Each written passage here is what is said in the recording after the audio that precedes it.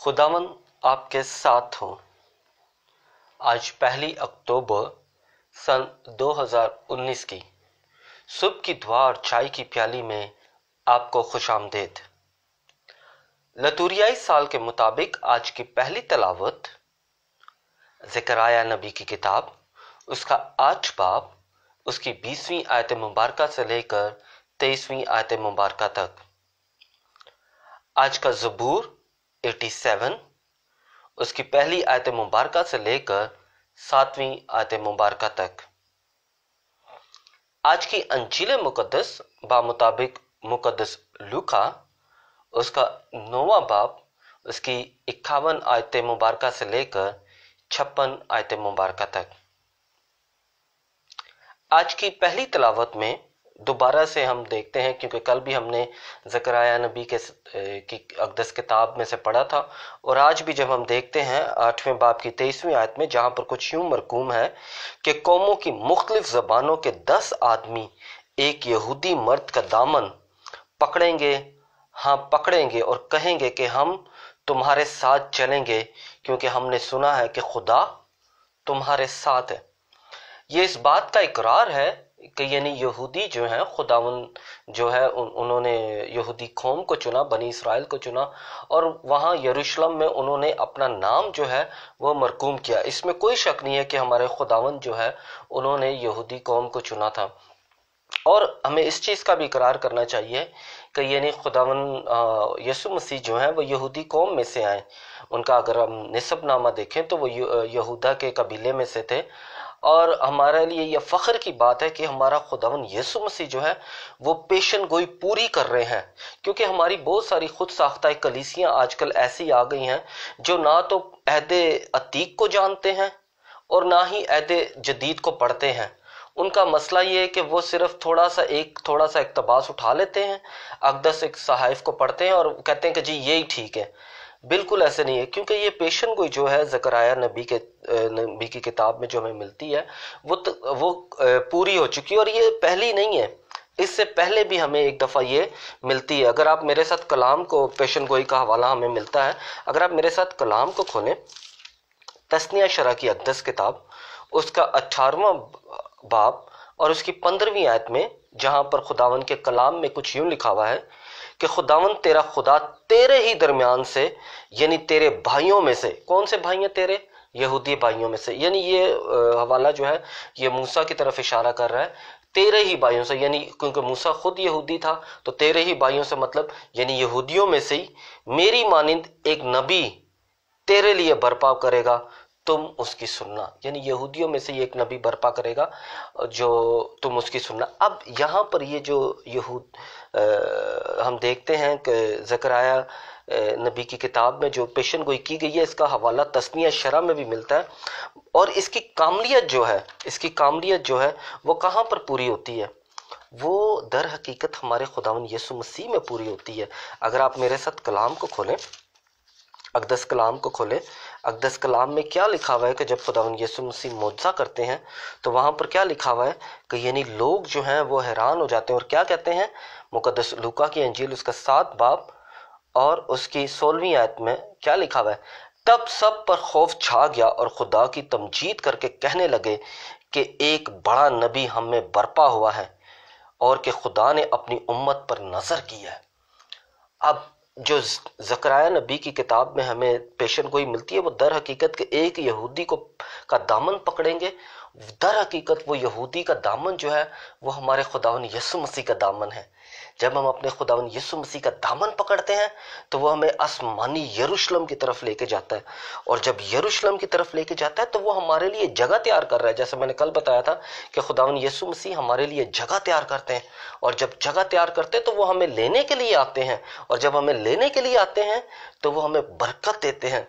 अगर यही यहूदी जो आसमान पर, यानी हम खुदावन यसु मसीह का जो दामन पकड़ते हैं, वो किस तरह खुदावन यसु मसीह ने खुद हमें वादा किया हुआ है। अगर आप मेरे साथ मुकद्दस मरकस की अंजील, उसका 16वां बाब खोलें, 16वां बाब, मुकद्दस मरकस की अंजील, उसका 16वां बाब और उसकी 19वीं और 20वीं आयत में, जहां पर कुछ यूं खुदावन के जिंदा कलाम में मरकूम है, और खुदावन यसु मसीह यानी खुदावन यसु ने ان سے کلام کرنے کے بعد آسمان پر اٹھا لیا گیا۔ کون اٹھا لیا گیا؟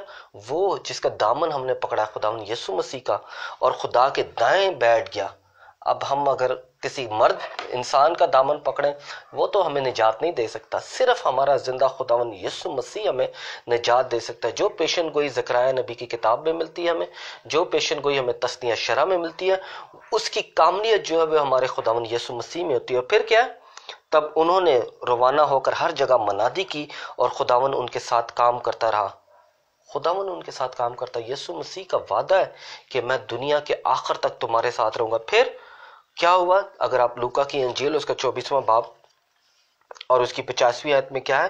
تب وہ انہیں باہر بیتنیہ کی طرف لے گیا اور اپنے ہاتھ اٹھا کر انہیں برکت دی، اور ایسا ہوا کہ جب وہ انہیں برکت دے رہا تھا تو ان سے جدا ہو گیا اور آسمان پر اٹھا لیا گیا۔ ہمارا خداوند یسوع مسیح جو ہے، جس کا ہم نے دامن پکڑا ہوا ہے، وہ آسمان پر ہے، اور وہ جب آسمان پر ہے تو وہ ہمارے لیے جگہ تیار کر رہا ہے۔ کس لیے جگہ تیار کر رہا ہے؟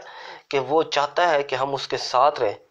کیا لکھا ہوا ہے یوحنا کی انجیل اس کا 14واں باب میں، اس کے 14واں باب اور اس کی 3 آیت میں؟ اور جب میں جا کر تمہارے لیے جگہ تیار کروں گا تو میں پھر آؤں گا اور تمہیں اپنے ساتھ لے لوں گا، تاکہ جہاں میں ہوں تم بھی ہو۔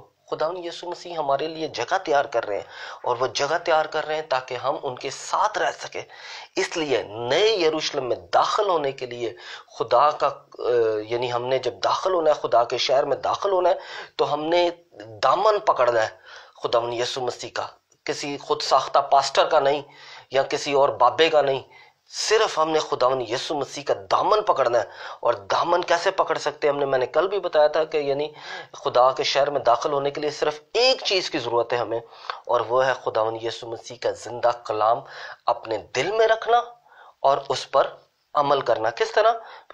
مقدس یوحنا کی انجیل اس کا 14واں باب اور اس کی 23ویں آیت میں یسوع نے جواب میں ان سے کہا، اگر کوئی مجھے پیار کرتا ہے تو وہ میرے کلام پر عمل کرے گا، اور میرا باپ بھی اسے پیار کرے گا، اور ہم اس کے پاس آئیں گے اور اس کے ہاں اپنا مقام کریں گے۔ خداوند یسوع مسیح ہم میں اپنا مقام کرے گا باپ کے ساتھ، کہ جب ہم نئے یروشلم کی طرف جائیں گے، جب ہم یسوع مسیح کا دامن پکڑتے ہیں تو دنیا کی کوئی چیز ہمیں روک نہیں سکتی۔ اسی لیے آج کی انجیل مقدس میں جب خداوند یسوع مسیح یروشلم کی طرف جا رہے ہیں تو وہ ایک زمینی سفر ہے، مگر کیونکہ ہم نے استباق خداوند یسوع مسیح میں پایا ہے، ہمارا بپتسمہ جو ہے وہ خداوند یسوع مسیح کے حکم کے مطابق ہے۔